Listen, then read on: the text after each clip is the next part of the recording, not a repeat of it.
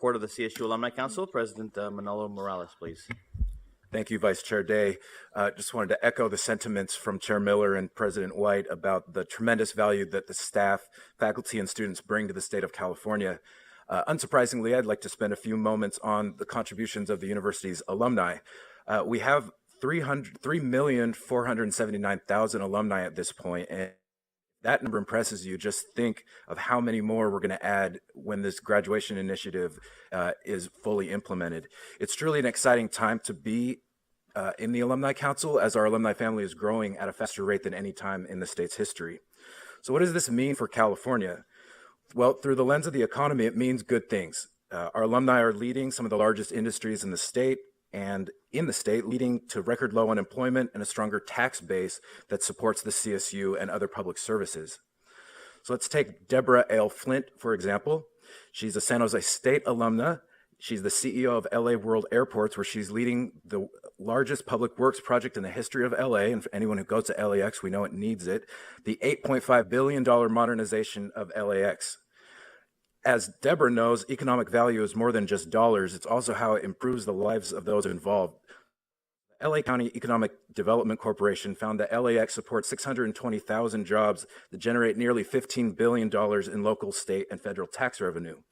Add in the additional 121,000 annual jobs supported by the modernization effort, and tax revenue rises by another $9.6 billion.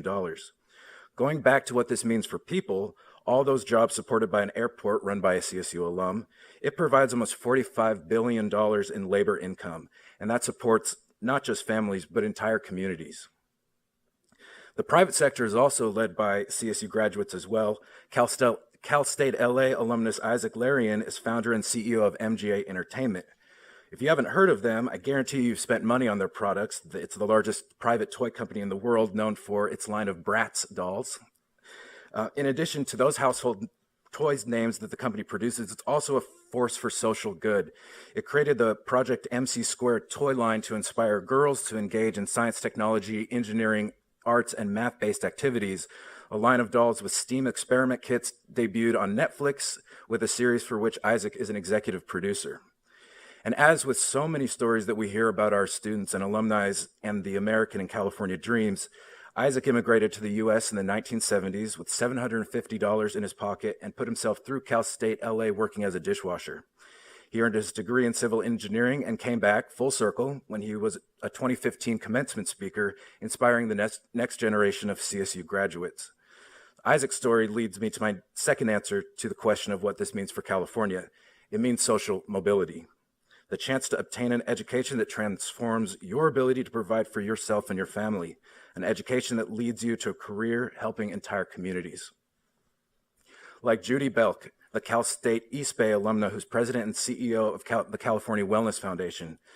Founded as a result of HealthNet's 1992 conversion from nonprofit to for-profit status, Cal Wellness has awarded nearly $1 billion in grants to support their mission, which is to protect and improve the health and wellness of the people of California by increasing access to health care, quality education, good jobs, healthy environment, and safe neighborhoods. So to me, that sounds like California got quite the return on its investment in Judy's college education, and Isaac's and Deborah's. One of the hardest things about putting this report together was only picking 3 alumni to talk about when we have so many. And as Chair Eisen reminded me of, one of this year very current topics, our alumni are really leading the entertainment industry, both with Ryan Coogler, the director of Black Panther, a Sac State alumni, as well as the many alumni from San Diego, San Francisco, San Jose, and Monterey Bay that helped produce the animated film Coco. These are examples of movers and shakers of California's leadership landscape, but they're also indicative of the type of graduate we produce and the type of contribution they make to our state, all 3,479,000 of them and counting. The final point that I'll make is beyond these famous people in the public eye, we're very fortunate in the CSU to have so many of our own alumni in the system working as faculty